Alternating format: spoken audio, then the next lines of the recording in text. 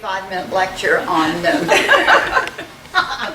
oh, not this class. Well, what I would like to do though is to remind you of some of the golden words you have heard about the right and left hemispheres of the brain.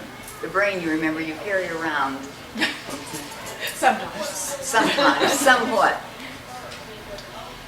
One of the things that's been really exciting for artists in this century has been a lot of change that has been developing in the attitude of this country, at any rate, toward art.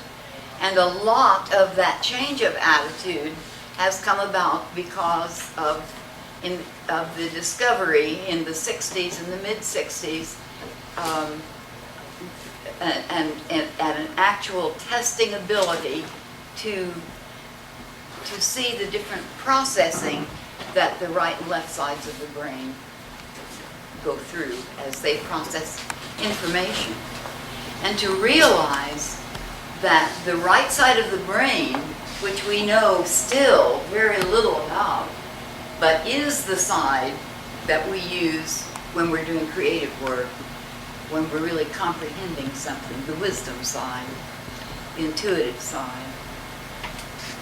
This is not something that we can lecture about and evoke, because the words and the talking and the rules and the regulations and the processes and procedures and so forth all say to the right side, go to sleep, fellow, you know, with not a chance. This is the left side, this is the verbal side, and we're really busy taking care of important things. And it is important. Along with the discovery that some of the most important things in our lives are actually processed on the other side, and we can't get at it directly in the way of saying, okay, now right side start working. We did discover we can get to it through play, certain kinds of play, not the kind of play where you're so busy following rules that there's no element of play. You can get through it, you can get to it from boredom, which is one of the most interesting things.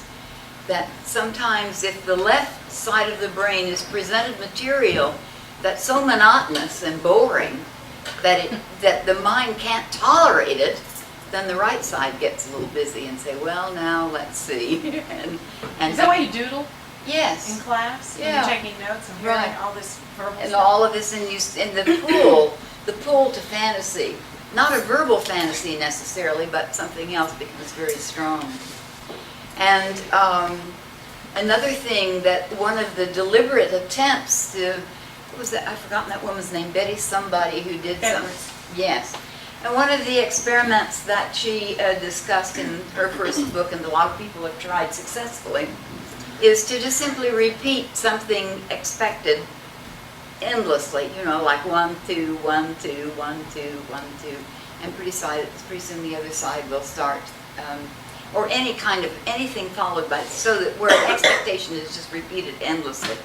Then the left side can't stand it because it's so monotonous. It does not have the kind of information it knows how to process. So it goes to sleep, and when it does, then that allows the other side to come forward and act. So we have troubles when we're dealing with art because we use both sides, and not only do we function with both the right and the left, but we also, in time, function with an integration of them. So there's almost nothing more important in our lives than to have an active arts activity, whether we do it in school or at home or wherever we do it, but to keep that flow going constantly, and not just a verbal imagination, or not just necessarily images of some kind, but just actually working out, allowing notions to come into the mind and playing with